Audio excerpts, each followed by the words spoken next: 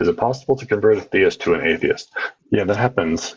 Not as much as I would like it to happen. When we talk to people and ask an atheist booths, all we're trying to do is really plant a seed, or my personal goal is to just want to get them to a point where if they say something that I know is incorrect, I want to point out that incorrectness, be it logic or a factual thing. And I'd like them to be able to stop and say, I never thought of that, or that's as much as I ever expect. So if they ever convert, it probably happens 2 years down the road, or as a result of many such small things.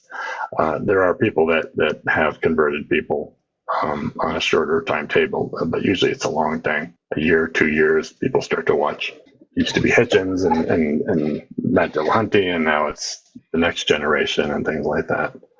It is easier to go from theist to atheist because, again, that's where the reality is. Atheism comports with reality more than theism, period. You would think that there's going to be more atheists than theists in the world. It's interesting that there are still more theists than atheists in the world, so that says something about how beliefs are formed. We don't follow it just based on knowledge.